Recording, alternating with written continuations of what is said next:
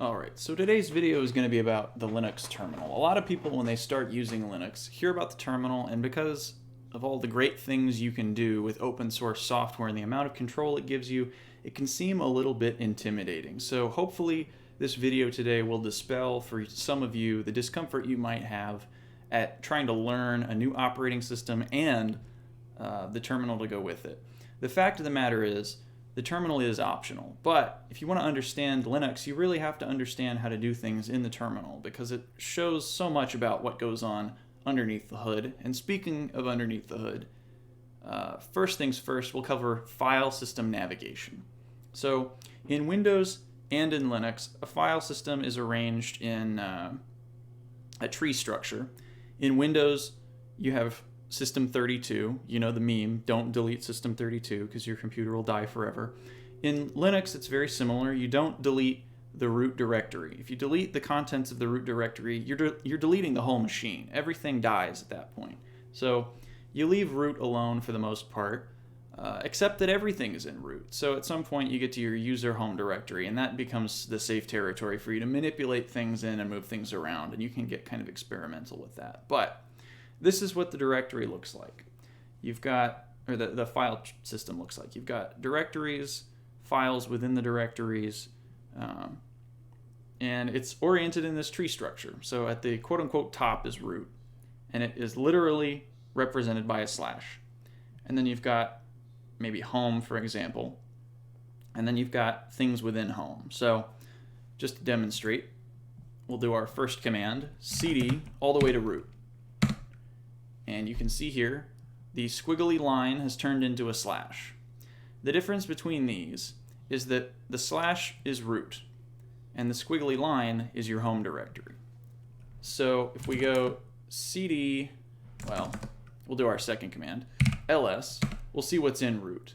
So you've got some old files here, a swap file, a bunch of folders, and you can tell they're folders because they have the slash at the end and they're underlined, which is just custom to my preferences. Different systems represent them different ways, but you'll see in here we have home, etc, and user, just like in the graphic. So if we want to get to our user home directory, there are a couple ways we can do that, but I'll do it explicitly just to show you the absolute file path from root to home.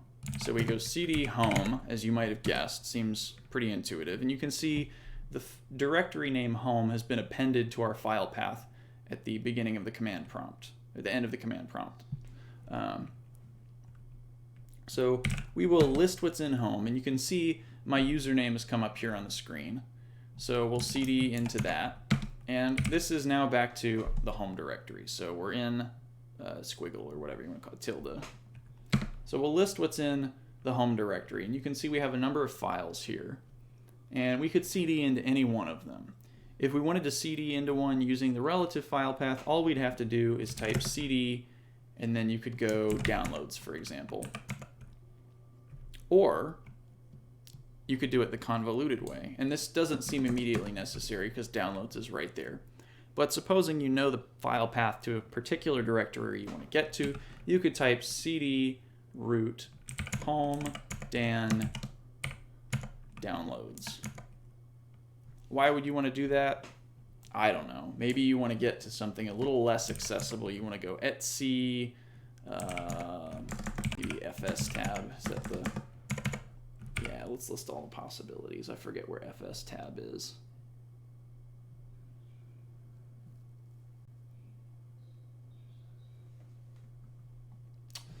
Seems I forget. That's okay. Maybe it's in dconf. Is it in dconf? Sure isn't. But you see what I mean. You could go to profile from here. I don't know what's in there that you need access to, but with Linux, you have access to it. Unlike a Windows system, you can literally access your equivalent of System32. You can read what's in there, and you can, if you can make any sense out of it, customize your experience to use that. Not that you'd need to or want to if you're a beginner user, but sometimes it can be helpful. So that's how you would navigate file systems that way. We will make a file really quickly with our next command, make directory. So we'll call this new, And you could do new 2 if you wanted, or new 3, and you can type these in order like this. And anything typed like this with a space between it that isn't escaped properly will just make a new file. So we hit enter, ls, and you can see we've got new 2 and new 3 all right next to each other. We'll cd into one of those and then make some files.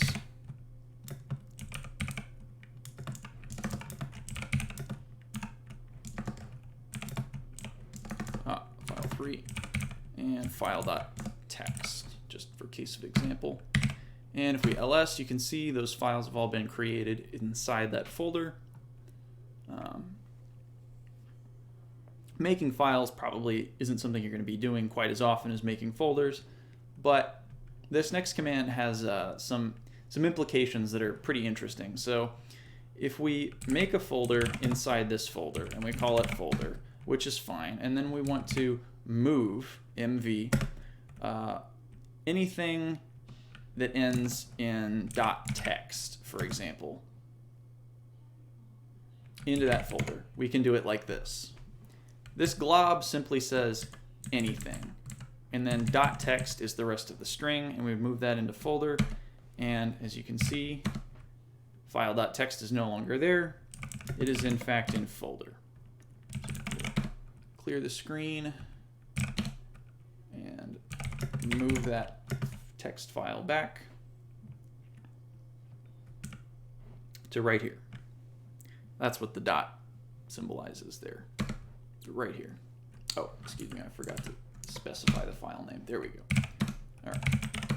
So then we will copy file.text, and we'll call it file.text 2.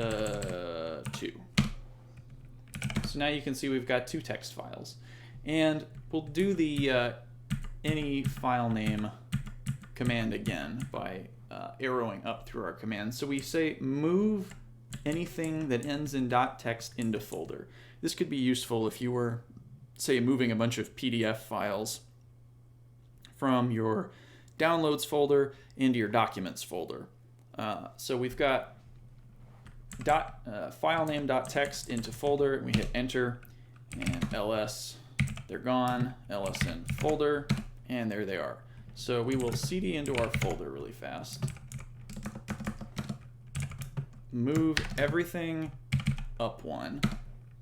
That's what the dot means, up 1. So if I go cd up, it'll take me back to new. You can see the file path has been adjusted, and all of those files have been moved appropriately. So we'll cd up 1 again, and if we wanted to use some relative file path magic here, we can say move anything in new that is glob.text to documents, or what we'll do downloads, just so it's a little easier to get rid of. And as you can see, we've got the name of our file, anything.text, name of the directory that's in, and the name of the directory we want to send it to. And we'll hit enter. And if we go ls downloads, lo and behold, we have our files in downloads. And you can see I've got a bunch of other crap in here. But that's essentially how MV works. So we will remove, with our next command, everything from downloads.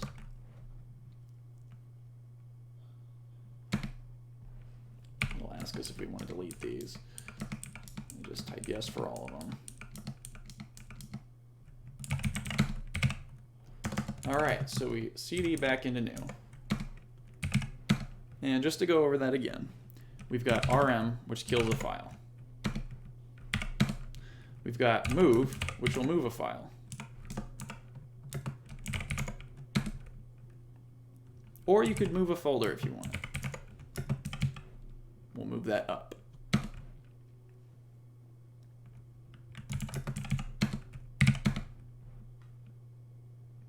And as you can see, folder is right there. So we will move folder back into new, but this time we'll rename it.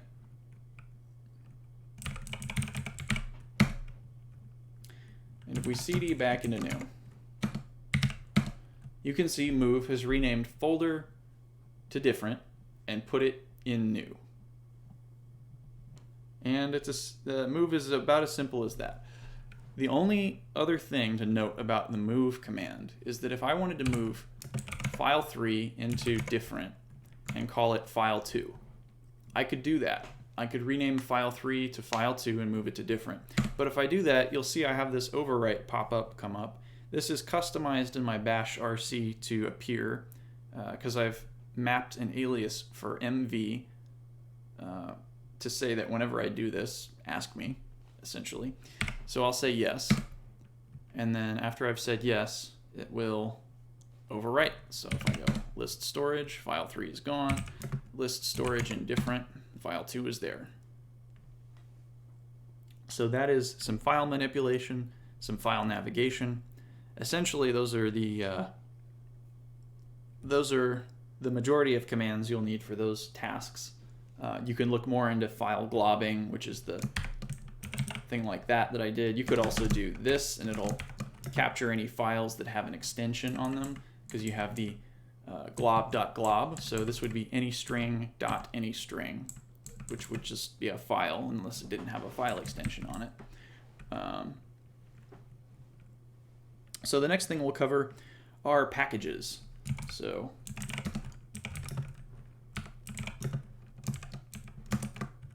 oh wait, hang on a second.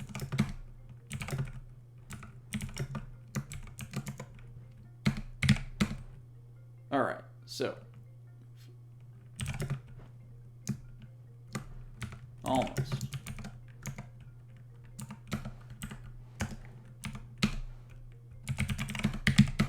There we go. So really quickly, while I remember a package on my system that we can easily uninstall and install. What's a good one? You know what? We'll do VI. So the package manager on Ubuntu systems is called apt-get. This is the command you'll type every time you want to install something, or remove something, or upgrade something, or update something, if you do it from the terminal. The trouble with apt-get is that to get it to work properly, you have to prepend a command called sudo. Sudo is a weird command because its name doesn't really have any kind of mnemonic value to it like the other commands have had, but it essentially just says, like in Windows, run as administrator, and then apt-get says package manager.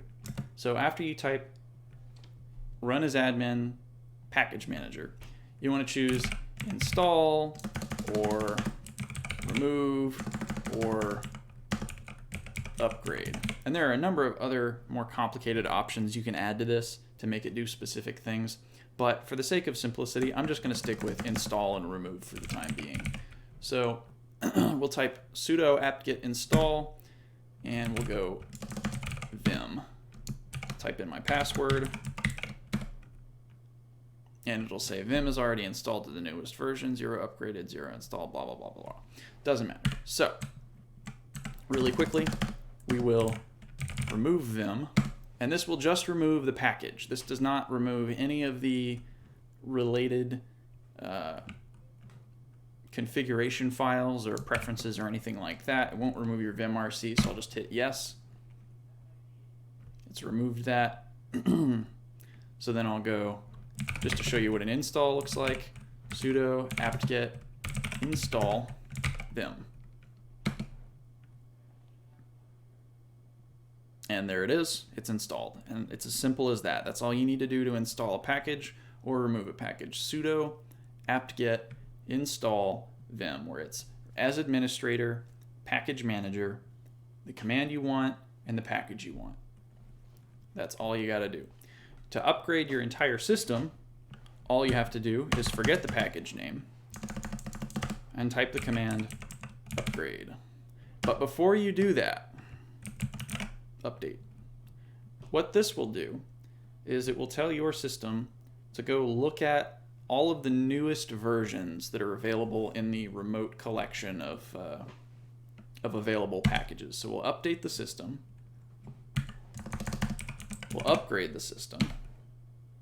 0 to upgrade. And that is essentially all you need to do with apt-get.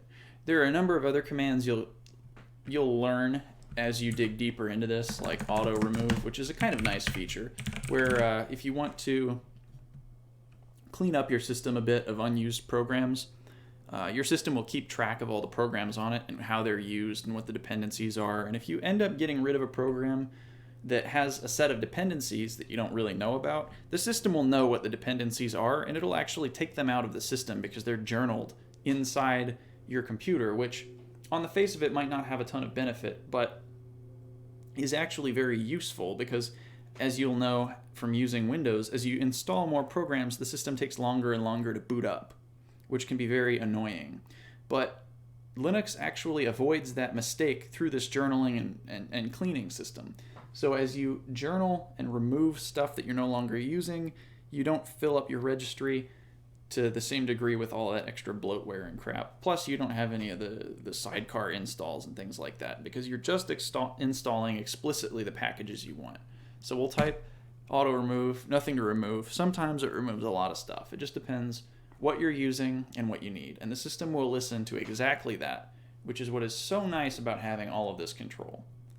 It'll keep your system clean, it'll keep things running smoothly, and it makes sure that you, the user, have as much control as possible over the system that you're working on. So I hope this video has been helpful to you. I tried to keep it as simple as I could to make it at least helpful for new users and hopefully dispelled some of your concern. And if not, hopefully you at least learned a little bit. My voice is getting a little rough. Thank you so much for watching. Stay safe. I hope you have a great day. Thanks a lot.